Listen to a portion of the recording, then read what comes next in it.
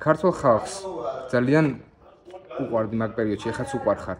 მაგრამ მე რაღაც ისე მოხდა, რომ თითქოს მოგებულები უფრო უყვართ რა, ხო ხვდები რაღაც იმდენ ყურადღებას აღარ გაქცევენ, როცა ვერ იგებ ბრძოლას და აი, შენგან მაინტერესებს მაგალითად რა შეგრძნებაა, როცა ჯერ გაღმერთებენ და მე უცებ ბრახდა იმ ხელა ყურადღებას ვეღარია. მაგრამ შენ იცი რომ შენი წვლილი შესრულებული გაქვს ამ სპორტში. ცოტა ესე რომ აი მოგებულები უფრო უყვართ ის უფრო უყვართ. ხო, მესმის, რასაც მეკითხები, მაგრამ მე მგონია რომ მე რაც გაკეთებული მაქვს ჩემ კარიერაში და ჩემ სპორტულ კარიერაში, ცხოვრების ზოგადად, ვთვლი რომ საკმაოდ ათენტური, ქართულად ვიმოწმოთ, ძალიან ისეთი სხვანაირი სახე მაქვს ნაჩვენები,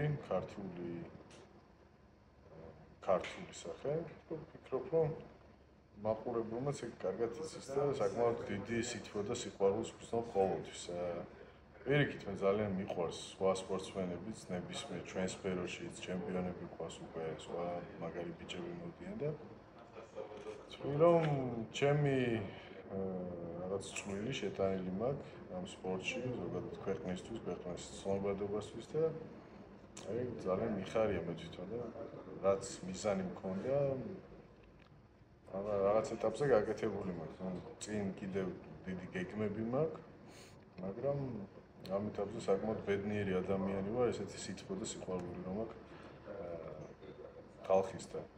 ზოგადად ეს სპორტი ესეთი არის, ჰაიპ როცა არის, ჰაიპი. ამ დროს უფრო მეტი ხალხი საუბრობს შენს შესახებ, თუმცა ეს ჩემთვის არასდროს არ ყოფილა რაღაც დიდი მოტივი, რომ აი ჰაიპისთვის გამეკეთებინა რამე, რაც მე ვარ ცხოვრებაში 10-20 წლის წინ როგორც ცხოვრობდი, ზუსტად იგივენაირად არ და მაგარ ჰაიპში იყავით რა. რჩები იგივენაირად და სადაც მივდივარ, ამერიკა იქნება თუ სხვა ქვეყანა. ყოველ შემთხვევაში ვცდილობ შევინარჩუნო ანალოგიური სული, ანალოგიური ჩემი ავთენტური. ხო. რა უნდა მეკითხა ახლა? ძალიან ისეთი ფაქტი არ არის, რომ კაპსონსონის მეგობარი ხარ? ხო, ეგ ზამბილო საინტერესო ერთი მწვრთნელი არის. ხო, მაგაზე იბაზრე შენ სეტანტაზე და კი, არის განსხვავებული რაღაც ცნობა არის, თუმცა ჩემზე დიდი არის ასაკით. მე რა წლებიც უნდა გავიო, დღემდე ესე ოფიციალურად კარიერა არ დაუსრულებია და მისგან რაღაც ნაბიჯებით ვხედავ რა შეიძლება გზა მქონდეს, როგორ შემიძლია უკეთესი გზა მქონდეს. და მისი გამოცდილება ჩემთვის ბევრს ნიშნავს და როგორ ზოგადად ადამიანი ძალიან დიდ პატივს ვცემდი ყოველთვის მას, როგორც მოებრძოლსაც, საკმაოდ ძალიან ძლიერი სპორტსმენებისთვის არის გებები. ასე რომ კარგი მეგობრობა გვაქვს. აი როგორ მოხდა ეს, რომ აი დაუშვათ რომელ მომენტში დამეგობრდით? შენ ხო აი გვიცში რომ ვიღაცამ დამარტყას, შანსი არა რომ ვიღაცას მაგრამ სპორტია ალბათ ესეთი რა. კი, სპორტი არის ჩვენ შორის მტრობა ესე ზოგადად არ ყოფილა არასდროს, გარდა იმისა, რომ სპორტული ინტერესი მქონდა მისი დამარცხების და აღმოჩნდა კარგი ადამიანი თვითონაც, რადგან დავიკონტაქტე ერთ-ერთი ჩემი ტრავმის გამო, მირჩიეს რომ მას ანალოგიური ოპერაცია ქონდა გაკეთებული და მითხრეს რომ მეკითხა მისთვის აზრი და არ მოვერიდე, ვიწერე, მე უკვე დაურეკე, ვესაუბრე, საკმაოდ ახლოს ცხოვრობთ ერთმანეთთან და გამიზიარა მისი გამოცდილება ტრავმასთან დაკავშირებით, უკვე მეც გავიკეთე ეგ ოპერაცია, მომიკითხა როგორ ვიყავი, როგორ მივიდიოდა აღდგენა და ამის მერე რაღაცა დავმეგობრდით დამპატიჟა ჯიმში, ისე დაემთხვა რომ მეც წამოვედი ჩემი ძველი კლუბიდან და უკვე მასთან ერთად ვარჯიშობ და ძალიან კარგად ვცნობ ამ დარბაზში თავს. კი, მარტო შენ არ ხარ სხვათა შორის, ვინც ესე კარგად აღწერს კაპსონსონს, ძალიან კაი ადამიანია და ზოგადად რა ვიცი, ბევრი მიღწევა აქვს ამ სპორტში. მე ოჯახე შენთვის ეგ არის ხო მთავარი, იმიტომ რომ შენ კარიერას რო დავუშვათ გადავხედოთ შენს ყველაფერს რო გადავხედოთ, შენს მეუღლესთან ერთად თამუნა თუ სწორად თამუნასთან ერთად რამ ხელა გზაც გამოიარე და შენი შვილები და ყველაფერი, რა ვიცი, ალბათ ეგ არის შენთვის პრიორიტეტი, ალბათ კი არა ეგ არის. თამუნა ვიყავით ძალიან პატარები, როდესაც ეს ყველაფერი ამდენი არც ვიფიქრია სიმართლე გითხრა, ისეთი მომენტი იყო, რომ მე კარიერულად სპორტულად ჩემ საქმეში მაშინ არც კიკბოქსერი ვიყავი და არც MMA-ის მებრძოლი, თუმცა გამოვირჩეოდი რაღაც სკილებით.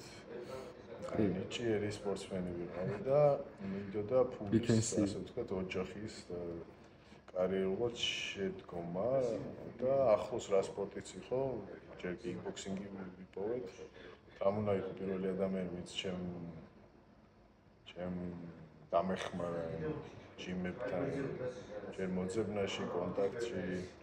მასაც ძალიან მაგარი კარიერა ჰქონდა და მე ისე მოხდა, რომ გავაგრძელებთ ჩვენ ორივე კარიერა უკვე სხვა ქვეყნებში და რაღაცა ერთმანეთის მხარდაჭერით, ერთმანეთის მოტივირებით. ალბათ ძალიან ბევრი ადამიანია ახლა მოტივირებული შენი და შენი მეუღლის და შენი და შენი შვილების ურთიერთობით, თან ახლა მით უმეტეს ძალიან ბევრს დებ მაგსთან ურთიერთობას. გოგოსთან მიმართებით ცოტა უფრო ნაკლებ სტორიებს ხედავთ, იმიტომ რომ სულ ამერიკულ ფეხბურთის სტორიებს დებ რაღაცები.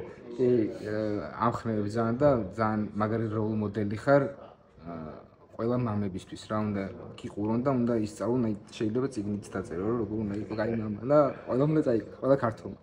ხო, კიდევ შეიძლება წიგნის მომავალში მიფიქრი ამ თემაზე, წიგნთან დაკავშირებით, მაგრამ თუმცა შეიძლება ჩემი ისტორია გრძელდება და მე რაღაც ჩაპტერსო დავხურა, ალბათ მაგასაც ხილავს მომავალში. კი. ნიტას რაც შეეხება, კი ის ვალიბოლს თამაშობს, ძალიან ხო, ეგეც ნახეთ, მსახიობებით იყო დაკავებული.